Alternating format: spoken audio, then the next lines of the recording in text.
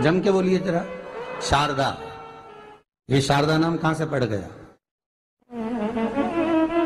सरस्वती माता को शारदा नाम किसने दिया था? भाई नामकरण होता है तो हमारे यहाँ तो आज भी नियम है हमारा, ये बुआ कोई नाम बताती है, मामा जी कोई नाम बताते हैं और दादाजी कुछ बोलते हैं, कोई बोलेगा टिक्कू, कोई बोलेगा पिक्कू, कोई बोलेगा कुछ, सबके नाम अपने अपने रहते हैं, कोई प्रेम से क्या बोलता है। तो सरस्वती का शारदा नाम किसने प्रदान किया था? माता सरस्वती को शारदा संबोधन किसने दिया था? माता सरस्वती को शारदा का संबोधन किस समय पर प्रदान किया गया था? जिस समय पर शंकर और पार्वती भ्रमण पर निकल रहे थे और भगवान ब्रह्मदेव सरस्वती को ढूंढ रहे थे, और माता सरस्वती को ढूंढते हुए ब्रह्मा जब भगवान शंकर की साक्षी में पहुंचे हैं, तब भगवान शंकर से ब्रह्मदेव ने कहा, आप कहीं सरस्वती को देखें तो मुझे भेजिएगा, मेरे पास में भेजिएगा। शंकर भगवान ने उसी समय पार्वती से कहा, पार्वती, जैसे एक स्त्री जो पतिव्रता धर्म का पालन करने वाली है, एक नारी पतिव्रता धर्म का पालन करने वाली होती है, पति को परमेश्वर मानने वाली होती है, पति के चरणों का रसतत्व ग्रहण करने वाली होती है, तो वो पर पुरुष का स्मरण नहीं करती। उसी तरह एक पति जो अपनी अर्धांगिनी के साथ में रहे और अर्धांगिनी के साथ चले, तो पर नारी का स्मरण नहीं होना चाहिए। तो एक काम करो पार्वती, तुम उस सरस्वती को बुलाना प्रारंभ करो। अब पार्वती जी ने कहा, सरस्वती तो मेरी बहन जैसी है, सरस्वती तो मेरी सखी जैसी है, अब मैं उसको अगर बुलाऊं, आवाज दूं, अच्छा नहीं लगेगा। तो माता पार्वती जब ढूंढते ढूंढते ढूंढते ढूंढते शंकर भगवान के साथ में भ्रमण करती करती पहुंची, तो क्या देखती है माता पार्वती कि एक सरोवर के पास में माता सरस्वती बैठकर सरोवर में अपना मुखाग्रविंद देख रही थी। श्वेत वस्त्र था मेरा माँ का, और बड़ी सुंदर गले में माला पहन रखी थी माता सरस्वती ने, और एक सरोवर में माता सरस्वती अपने मुख को जब निहार रही हैं, उस दर्पण के भाव में अपने प्रतिबिंब को देख रही हैं, तब उस समय पर माता पार्वती ने कहा, शारदा, सरस्वती को लगा कि मेरा संबोधन ये किसने कहा, पलट कर देखा। सरस्वती ने कहा, पार्वती तुम? हाँ, मैंने तेरा जो दर्पण में प्रतिबिंब देखा है, तेरा स्वरूप देखा, पर तू इतनी सुंदर है, इतनी सुंदर है, पर तेरा जल में जो स्वरूप देखा ना, वो नीला दिखाई दिया, थोड़ा सा श्याम दिखाई दिया, इसलिए मैंने तुझे शारदा कह दिया। आज भी हमारे मध्य प्रदेश के कटनी और सतना के बीच में महियर में आज भी शारदा भवानी विराजमान है।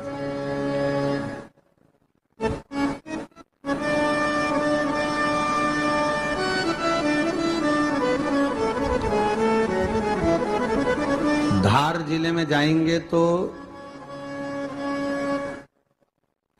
बाग क्षेत्र में मां बागेश्वरी, मां शारदा आज भी विराजमान। कहा, सरस्वती जी पूछी, पार्वती तुमने मेरे को शारदा क्यों कहा? क्योंकि तेरा जो प्रतिबिंब था वो श्याम नजर आ रहा था मुझे।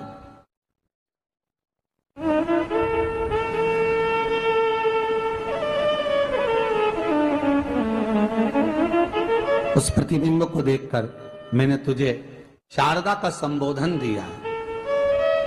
तुम्हें ब्रह्मा जी बुला रहे हैं। सरस्वती ने कहा, पार्वती मैया, दीदी, आपने मुझे जो नाम दिया है, जगत के लोग, संसार के लोग मुझे इस नाम से जब पुकारेंगे, तो ये शारदा, ये सरस्वती स्वयं उसके कंठ पर, उसके मस्तिष्क पर सदा विराजमान रहेगी, ये शारदा बनकर। इसलिए हमारे स्कूलों में, हमारे काव्य ग्रंथों में, हमारे जो कविगण रात्रि को जो काव्य पाठ करते हैं, कविता का स्मरण करते हैं, वो सरस्वती की वंदना नहीं करते, हे शारदे मां, शारदा की वंदना करते।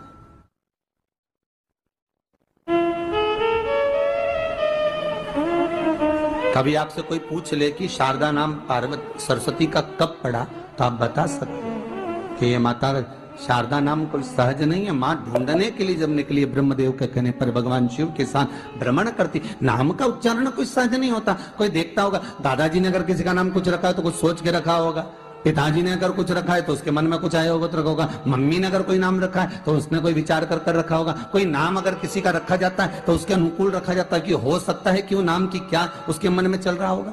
तो शारदा का संबोधन कोई सहज नहीं है। माता सरस्वती का एक नाम शारदा हुआ, इसलिए संबोधन में सरस्वती कम शारदे मां ज्यादा बोला जाता है। आप कब्द पाठ कर लो, नाम जाप कर लो, स्मरण कर लो।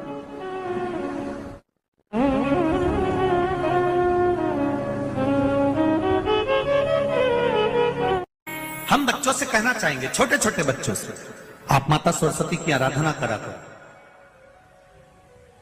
मेरे बच्चों से निवेदन है, कभी जिंदगी में अगर मौका मिल जाए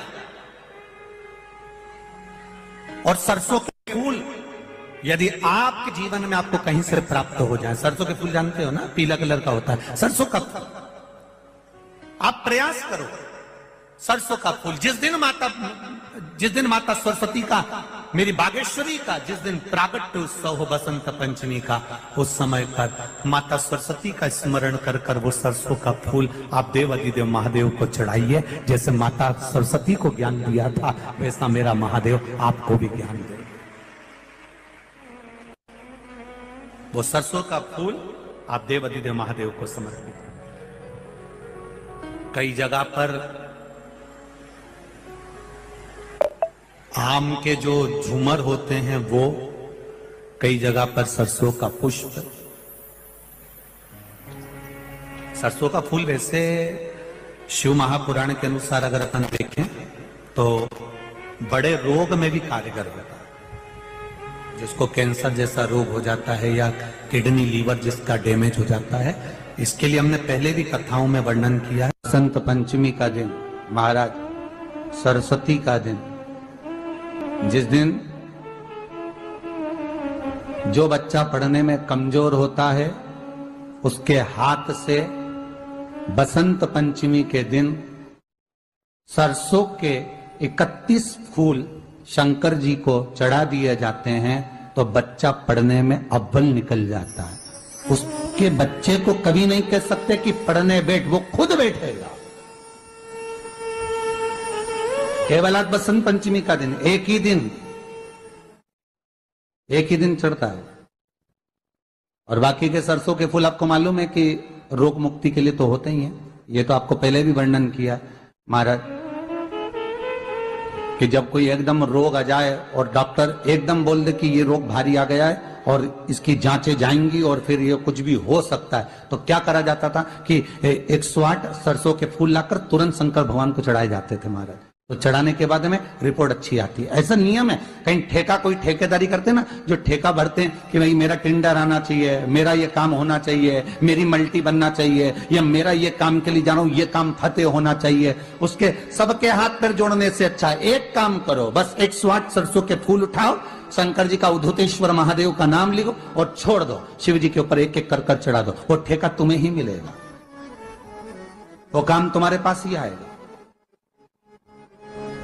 बस केवल अवधूतेश्वर मां, अर्थात ये जो क्रम है, ये वो क्रम तो 108 सरसों के फूल का आप कभी भी कर सकते हो, पर जो ये बच्चों के लिए किया जाता है वो केवल बसंत पंचमी के दिन ही होता है। शिव को प्रिय है पुष्प में आंक का पुष्प, जो आंकड़े का पुष्प होता है शंकर को बड़ा प्रिय है।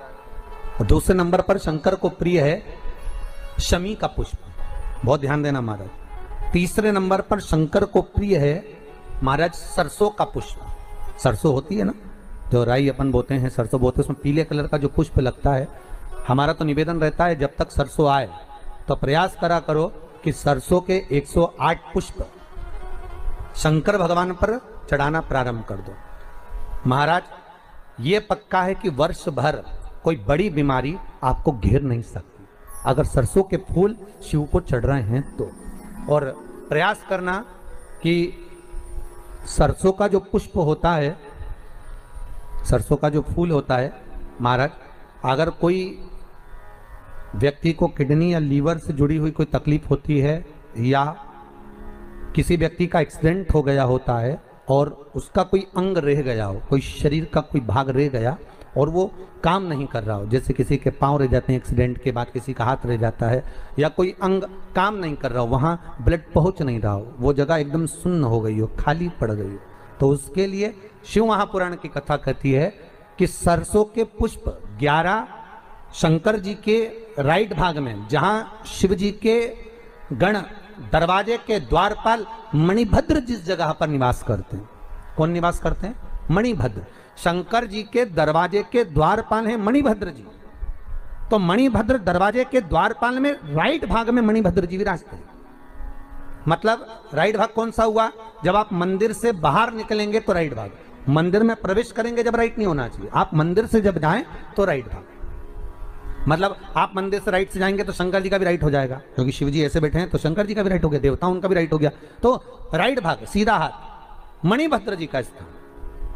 11 सरसों के पुष्प मणिभद्र के उस द्वार पर आप रख दीजिए, और मणिभद्र के द्वार पर रखकर अंदर जाकर 108 वापिस जब आप बाहर निकल रहे हैं, ये पुष्प आप रखने के बाद एक बार बाहर जाएंगे, फिर वापिस आएंगे मणिभद्र रखने के बाद, और अंदर जाकर 108 सरसों के पुष्प शंकर को समर्पित करेंगे महाराज। उस सरसों के पुष्प जो शिव जी को आप समर्पित कर रहे हैं उसको वापिस लेकर आएंगे, श्री शिवाय नमस्तुभ्यम बोलकर उस सरसों के पुष्प को महाराज सरसों के तेल की बोतल में उसको प्रदोष काल में उस तेल को वापस ले जाकर चढ़ा दीजिए शिव जी को, उसको वापस लेकर आ जाइए। उस तेल का प्रयोग आप नाभि में डालिए, और जो शरीर काम नहीं कर रहा उस स्थान पर कम से कम 15 दिन 20 दिन तक उसकी मालिश करना प्रारंभ करिए। बाबा चाहेगा तो चलाने का प्रयास कर देगा और वो अंग वो शरीर काम करने लगेगा। मणिभद्र का स्मरण, श्री शिवाय नमस्तुभ्यम, सब बोलिए एक बार जमकर, श्री, अरे पहले बोल दिया, हमारे साथ तो बोलो, श्री शिवाय नमस्तुभ्यम। भगवान शिव के मंत्र का स्मरण कर करते सरसों का जो पुष्प